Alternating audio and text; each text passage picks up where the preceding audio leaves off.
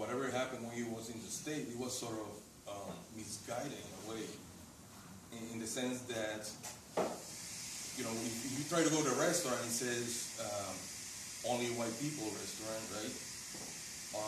That actually is not for him, in the sense that that's more about African Americans and white Americans, and you know, you all got that history there. And he just came here to play baseball, and so he can eat theater, or he can do this, or he can do that. Like, and then you think about it, well, what is he? I mean, he's Puerto Rican, I'm Puerto Rican, in a little lighter tone. So you have to imagine, well, what if he was, I don't know, 2 shades lighter? Will he be able to get in the restaurant? So when he grew up in Puerto Rico, there wasn't that sort of black-white color divide? Well, you might find somebody that might have some issue, but it would be like, here's somebody having an issue with somebody having a big nose. You know? Big nose. But there's not this institutionalized, there's never been this institutionalized racism where you know, when the system itself is built up that way. So that was new for him when he came to the States? Yeah, what the hell's going on?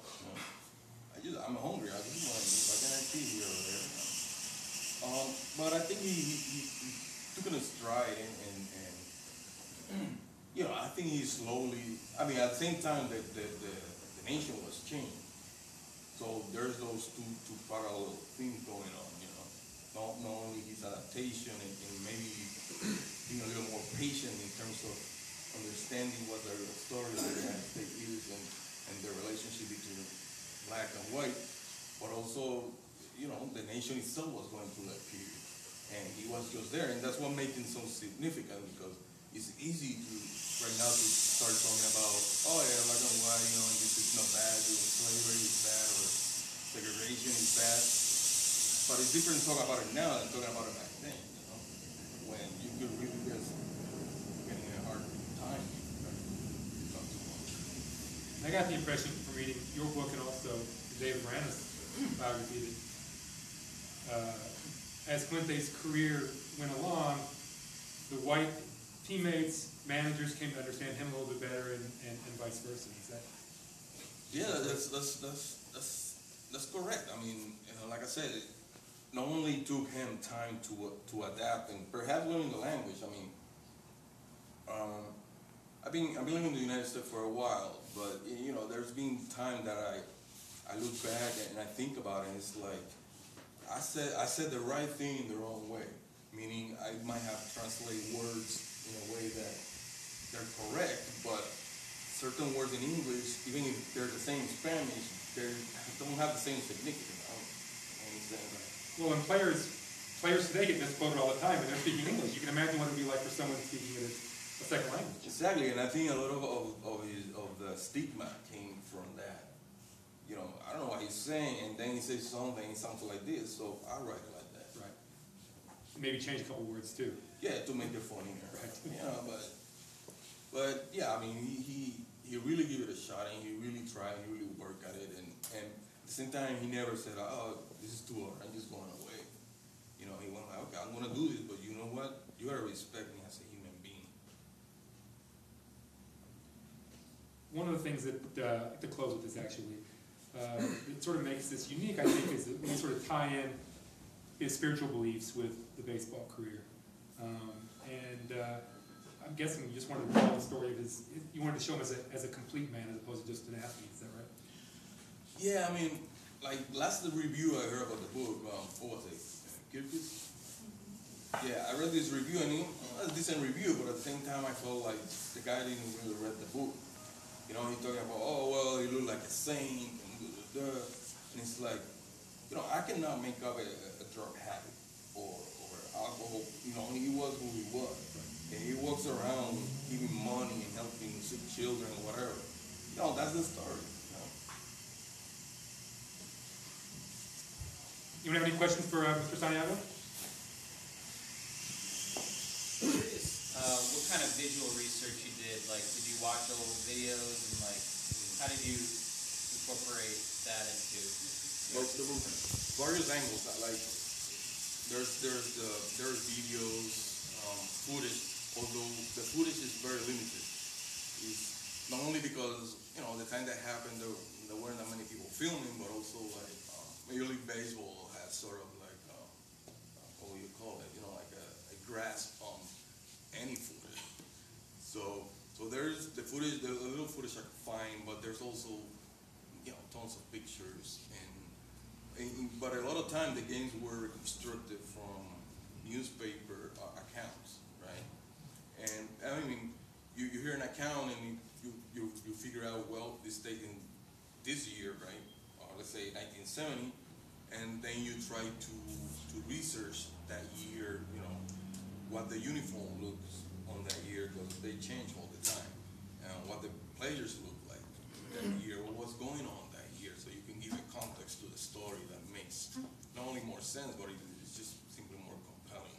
And you had to learn to draw two ballparks, Forbes Field and yeah, like that. Stadium. Some people, somebody said, I forgot. Somebody told me, oh well, Forbes looks too big, you know, like it was, and so well, you know, I try. You know, because a lot of it is what picture, you know, you got a picture from the north, and you got a blurry picture from the south. And I mean, if you have a vague idea what a part looks like, you could put the pieces together and try to figure that out. But it was cool in the sense that a lot of those parts don't exist anymore, and they're very different from the way they are now. Mm-hmm. And I think they meant a lot more back then than a part means now to the fans and players. Have you been to Forbes Pittsburgh? Have you seen there's a? No, I haven't been in Pittsburgh.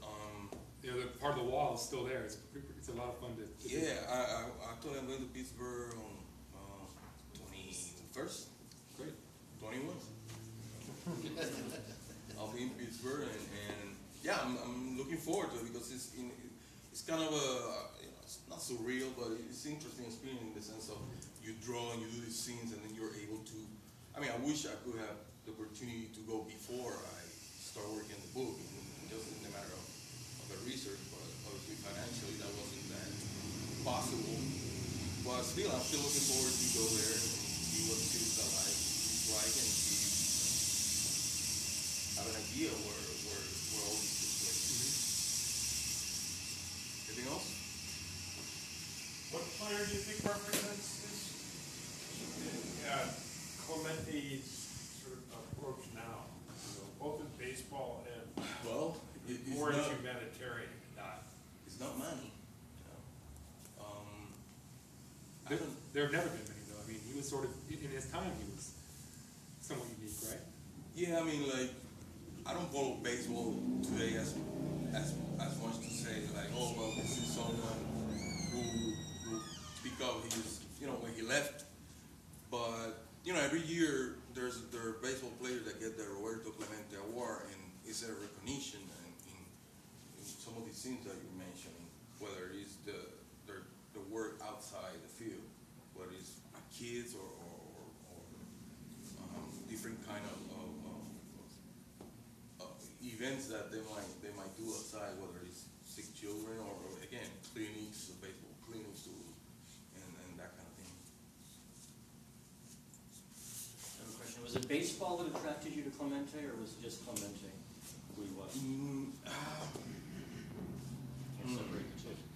It's a good question, because I think it sort of flipped. Like one day you wake up and it's like, yeah, this big Clemente story could be great, and then one day you wake up and it's like, but you know what? This baseball thing. I mean, I look around, you know, because before I start doing a book, I have to look what's up there. It takes a long time to do a book, so if you want to spend that much time, you better, you know, make sure you want to do what you're about to do.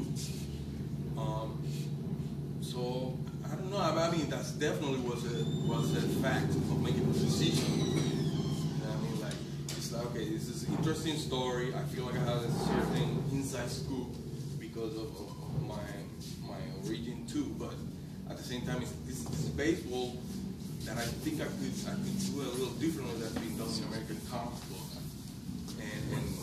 And you know, the more I read about the baseball games, and you're reading through it, and all these images coming out at you, it's like, I mean, to be honest, to an extent, it felt easy in the beginning. It's like, oh yeah, it's gonna be great, it's gonna be easy.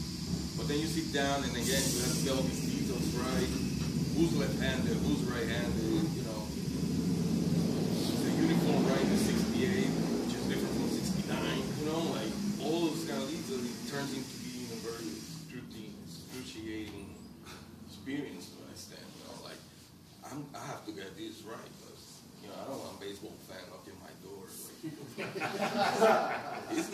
left-handed, he's right-handed. You know, like. All right, well, I'm sure Wilfred will be happy to answer any questions informally while he's signing books for you. Let's have a hand for Rob.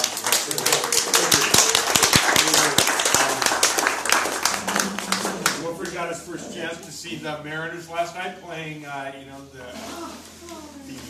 American League pennant defending champions, Texas Rangers, and I'm going to put them on the radio.